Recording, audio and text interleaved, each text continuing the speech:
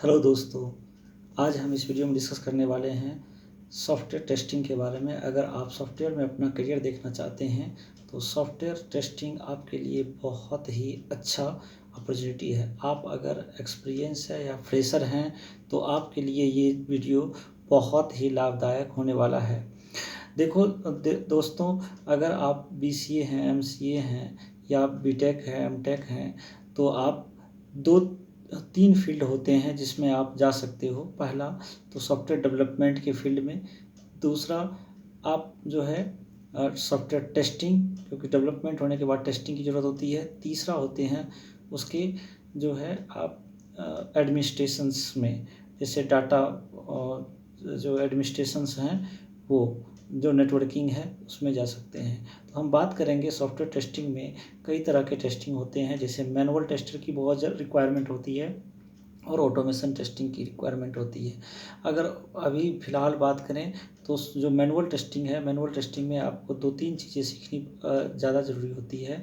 जैसे पहले manual testing होता क्या है और उसका सिलेबस हम डिस्कस करेंगे अभी इस वीडियो में, और दूसरा है कि उसका डेटाबेस टेस्टिंग, और तीसरा है उसका some logic behind the Java any languages like Python और जो C++ और जावा, इस तरह से लैंग्वेज की ज़रूरत पड़ती है। और आपको कुछ टूल्स जो हैं आप ऑटोमेशन टेस्टिंग का भी आनी चाहिए। तो हम बात करते हैं सॉफ्टवेयर टेस्टिंग के। मैनुअल टेस्टिंग में आपको क्या क्या चीज़ सीखना चाहिए, बेसिकली हम सिलेबस पर फोकस करेंगे आज। तो सबसे पहले introduction to software testing, objective of testing क्या होना चाहिए, सॉफ्टवेयर डेवलपमेंट प्रोसेस क्या होना चाहिए, प्रोजेक्ट वर्सेस प्रोडक्ट क्या है, एरर, फॉल्ट और फेलियर क्या होते हैं, why software has defects, most common defects, cost of fixing defects, what is the verification and validations, difference between QA and QC role of testers। तो इसके बाद जो है आपको कुछ बेसिक नॉलेज होना चाहिए सॉफ्टवेयर लाइफ साइकिल के बारे में, जैसे कि SDLC मॉडल क्या है, सॉफ्टवेयर डेवलपमेंट लाइफ साइकिल क्या है, और उसके सारे फेजेज के बारे में आपको जानना चाहिए और उनके मॉडल के बारे में आपको जानना चाहिए। तो SDLC मॉडल क्या क्या हैं? SDLC मॉडल्स हैं वाटरफॉल मॉडल, V मॉडल और RAD model, rapid application development model हैं, और प्रोटोटाइप मॉडल हैं, स्पाइरल मॉडल हैं। इस तरह के मॉडल आपको जानना चाहिए। इसके सारे फेजेज के बारे में आपको अच्छी तरह से नॉलेज होनी चाहिए, कंपैरिजन स्टडी होनी चाहिए, ठीक है। उसके बाद है अजाइल मॉडल। अजाइल मॉडल में आपको जैसे क्विक टेस्टिंग है, अजाइल मॉडल इसको कहते हैं क्विक टेस्टिंग। तो जो है सॉफ्टवेयर टेस्टिंग मेथोडोलॉजी में आपको जानना चाहिए static testing, white box testing, black box testing, grey box testing, ये सारी टेस्टिंग आपको जानना चाहिए। तीसरा जो है आपको सॉफ्टवेयर टेस्टिंग टेक्निक्स आपको पता होनी चाहिए, जैसे रिव्यूअर्स क्या करते हैं, वॉक थ्रू क्या होता है, और वाइट बॉक्स टेस्टिंग के अंदर क्या क्या आता है, जैसे यूनिट टेस्टिंग आता है, इंटीग्रेशन टेस्टिंग आता है।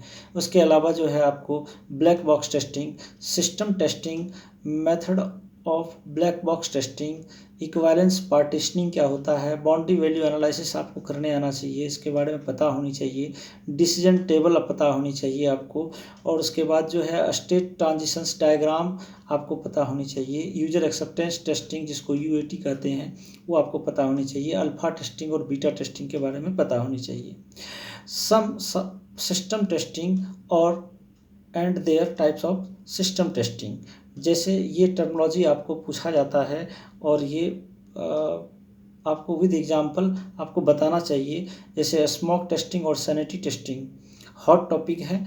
ये जो टॉपिक हम डिस्कस करने वाले सिस्टम टेस्टिंग के जो पार्ट्स हैं ये हैं formal testing, priority based and risk based testing, ad hoc testing, retesting and regression testing, and end-to-end testing, exploratory testing, benchmark testing, monkey testing, UI testing, usability testing, security testing, performance testing, load testing, stress testing, compatibility testing, installation testing, globalization testing and localization testing, recovery testing, and आपको सम projects और website पर जो है project के बारे में knowledge होना चाहिए, लाइव उसको करके देखना चाहिए।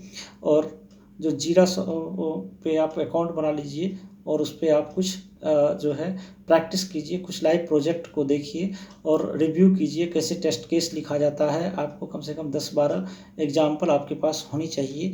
ये सभी आपको हमारे यूट्यूब चैनल पर भी मिल जाएगा। आप इसलिए हमारे चैनल को अभी तक लाइक नहीं किए हैं तो लाइक कीजिए, सब्सक्राइब कीजिए और शेयर कीजिए। और आपको इस तरह के वीडियो और हम चैप्टर वाइज जो है डिस्कस करते जाएंगे। और हम फिर मैनुअल टेस्टिंग के बाद ऑटोमेशन टेस्टिंग के बारे में डिस्कस करेंगे, जैसे सेलेनियम के बारे में डिस्कस करेंगे, उसके फ्रेमवर्क के बारे में डिस्कस करेंगे और जावा के बेसिक के बारे में डिस्कस करेंगे, पाइथन के बारे में डिस्कस करेंगे और डाटाबेस एसक्यूएल के बारे में डिस्कस करेंगे।